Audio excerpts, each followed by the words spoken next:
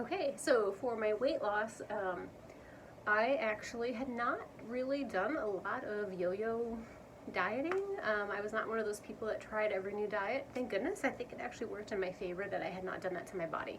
I had tried a couple of times and lost some weight. I like once when I was like 18, I think, or 19. I did the weigh down workshop, which Gwen, whatever her name is, the big hair crazy lady. I shouldn't say that, but kind of the crazy lady that Gwen Shamblin. That was her name, down in Nashville. That wound up with the cult. She just died in the plane crash. That had the anyway. Some of y'all will remember that. I actually did weigh down workshop. It worked while I was doing it. It's kind of essentially what would be considered now the hunger fullness diet. You know, not the worst idea. You eat when you're hungry and you eat till you're satisfied, then you don't eat again until you're hungry again. But not the worst thing, I guess. But whatever. It's kind of funny now that she wound up being this, cult leader. But that was before she was a cult leader. But then I did another time when I was at work. I did one of those stupid work ones where you're like trying to be the biggest loser at work, and don't do those. Don't do those, guys. Just don't. You might win, but you're gonna put it right back on, and you'll have like hurt your body by doing extreme things to your body that you probably won't stick with, and then you're gonna put all the weight back on plus some, and you'll just don't do it. I don't recommend it.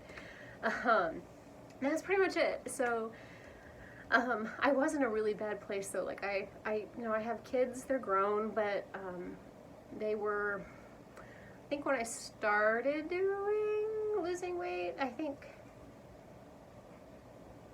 my one daughter, I think, was in the middle of her junior year of high school, and the other one was a freshman. I think that's right. I might be a little off. I think that's right. Sorry, that's my dryer going off. But they were still in high school, and I just felt like I really needed to be around for grandkids, and I wasn't in imminent danger of dying, but I wasn't going to be a good grandma, like, at all. And I was uncomfortable. I was miserable. My legs hurt so bad. I felt bad. I just felt bad. Like, my legs just felt bad. Honestly, that was just really my main thing, was how bad my legs felt. And just how, being out of breath going up the stairs, and just honestly not liking being the fattest person in a room everywhere I went. Not feeling great about myself. Didn't really, kind of a person who has confidence, so didn't really kill that in me, but I know, it just kind of sucked.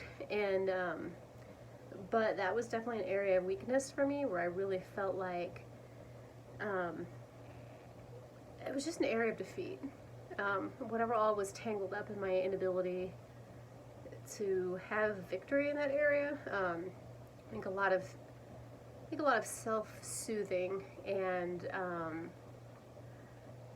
comfort, I think, in eating and in food and enjoying food, and also some complication where I really enjoy diagnosed high-functioning autism, Asperger's. My thing definitely is touch.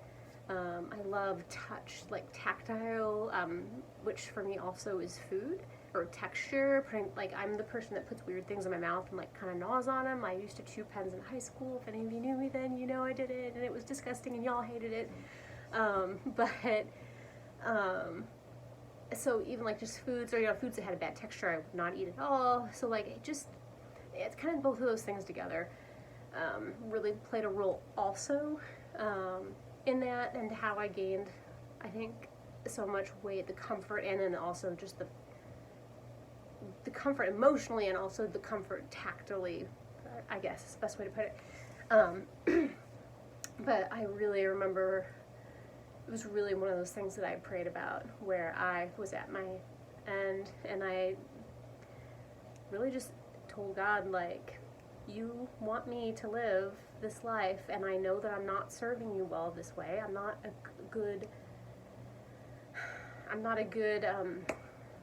very much used to you this way. Like, I can't serve the way I want to this way. I'm not physically capable this way. And I want to be physically capable of going to Romania. I want to be physically capable of, I wasn't really thinking about VBS, but I mean, VBS would be an example. I just want to be physically capable of serving. And being there for my children, because I'm called to also, be there for my family, my children, my grandchildren, and just not being able to do that. So really just asking him to please just let what I do now be the thing that works, because I've got nothing left. Like I can't do it. There's nothing left. There's no options left. There's nothing else I can do. And I actually wound up, a woman at our church, if you don't know me from church, Jill Finley, our women's minister, she had lost, I think at the time I started, I think she lost like 120 pounds or something like that. She was using Optavia, and I know there's controversy. I know there's people that have opinions on it and things like that, and I share some of them in certain circumstances, but for me, who was a COVID mom working from home, literally the only walking I was doing was from my bedroom to my computer, and that was it, and that was all I was capable of doing, sitting on my butt in front of the computer all day. And I viewed my main issue probably with food that I had was convenience, in terms of my barrier to accessing healthier food was convenience. Like, I really felt like if I could have a chef and they could cook my delicious, healthy food, that I would not be a problem, that I wouldn't be like tempted to just go to a fast food place and pick up fast food. It was really the issue of I hurt and I don't feel like cooking, or it's just easier. Like, that was really my main issue for choosing better. So I felt like that program, which I'm not going to go into because I don't have time, but that program was going to be a good fit for me, for where my weaknesses and where my needs were. And so I went ahead and I actually started the program. Seemed maybe cost prohibitive, but when we looked at what we were spending on convenience, I really kind of washed out after the first month. When we wound up with a little more of a backed up supply, it really kind of paid for itself, and then it worked for me. And I lost my first 75 pounds. And by the time I lost 75 pounds, and I got really engaged with I had been taking care of my lymphatics, but I got really engaged with my actual vein doctor for the lipedema, and that was where I actually started working in the physical activity, because like I said on another video, I was 5'4.5". I was 39 when I started, almost 40, not quite. I was 341 pounds. I lost 75, and right about the time I lost 75, I really started walking. And that's the other thing. You don't have to do anything crazy. You don't have to do anything crazy. You don't have to start, like, I don't know, the step machine or anything. You can just walk. It doesn't matter. Walk's aerobics. Walking is aerobics. It's fine. It's good for your body. Walking's great. I started walking, and at that, and then I started incorporating that in, and then we were monitoring. Then when I was seeing him, we started monitoring on like an in-body scan machine where you can monitor, month by month, like your fat loss versus your muscle loss, because when you're losing weight, you do lose muscle because your body doesn't have to carry around that much weight anymore, so it doesn't need to use the muscles as much, so you are going to lose muscle, but you're looking to not lose more muscle than fat. So we started monitoring that, and then watching that over time, and I started in September 30th of 2020, middle of COVID, working from home, and which was great because I got to learn how to cook healthy meals, also working from home, so I didn't have to be in an office all day and coming home and trying to cook. I literally got to cook my meals while I was in my house working from home. It took the stress out of also doing that. It was the most perfect timing. That worked out perfect. And then we threw in, I started kind of easing off Optavia at a point when I started to lose more muscle than fat, and I was just adding in more regular, healthier foods. I'll just sum it up and say I make more healthy choices than not healthy choices at this point. I still use some Optavia just to supplement once in a while. I like their granola bar type things they have, just as a quick, because it has lots of protein in it. Grab one of those, but I don't use them regularly anymore, but I do like to have them on hand. But I really do totally eat my own food now. But I've lost, not this morning, because I didn't weigh this morning because we had a big birthday dinner yesterday. And I weigh almost daily, but I don't weigh on mornings where I know, like, we had my daughter's birthday dinner yesterday, and so I knew I had extra sodium, and I'm just going to give that a day to, well, I have surgery tomorrow, so I won't weigh tomorrow either, but, give that a day. Don't want to be discouraged because I know that I went out to eat. I'm now between like 2035 and 2065 is where I bounce around between, depending on sodium intake, water intake, hormones, whatever. That's kind of where I'm at, losing very, very, very slowly now. Very slowly, which is totally fine. I'm not really looking to lose weight now. I'm just looking to be healthy. So as it goes down super slow, that's all right.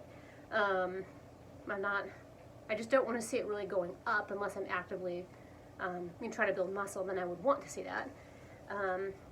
That's kind of where I am now. So I'm 5'4" and a half, and roughly about 203, so I'm just a couple pounds shy of 140 pounds down. Gonna be getting skin taken off tomorrow though, so that'll kind of throw that off. But I'll be down more, but there'll be swelling. I don't know what it's gonna be after I have skin removed. No idea. But I do see an obesity doctor now too. He's just there to help me monitor basically muscle. We want to make sure that what I'm doing, that my nutrition really is right, and that I'm not losing muscle. We want to make sure I'm eating correctly, because there is disordered eating, just to make sure that I really have my nutrition down and that I am being very healthy and that I have the right amounts of protein and things like that to have a healthy body. Because I have had some issues with losing muscle and not fat. 1 month I lost all muscle, so clearly I was not getting enough protein in my diet, and maybe too much exercise or not enough calories, or some combination of all three. So we're working on that. I want to make sure that I do what's right for what's good for my body. So that's pretty much my weight loss journey. Pretty very summed up. I skipped a lot. But I'm very glad to be where I am now. I never would have guessed that I would be here at all. So I'm very grateful. Very grateful after a lot of years of struggle and a lot of other things complicated in with that, for sure. A lot of you know, life's not always been easy. But I've been really grateful that that's something that I thought that I was never gonna change. That we did, and that God worked that out and made that possible. And is a lot of other things. I guess I want to say too is with that much weight loss, there's been I can't even really put my finger on it. I just talking with Jill like a few days ago, because she's seen other women lose weight too, and sometimes the changes that she sees in them. This is something she said about me. Is her observation is that one of the things that as I've lost the weight and like the things that go with it that you kind of shed and lose along the way too, is that she feels like that I've been more capable, that I've found my voice more in the middle of that. So that's her observation anyway. So, but I know she's talked about other women, some of the things that have changed in them and that have come out of that process too. So that it is more than just weight. For a lot of people, it changes the way they feel about themselves, or maybe it changes the way they feel about others, or it changes their confidence, and that it really is more than that, than just weight. So anyway, thank you.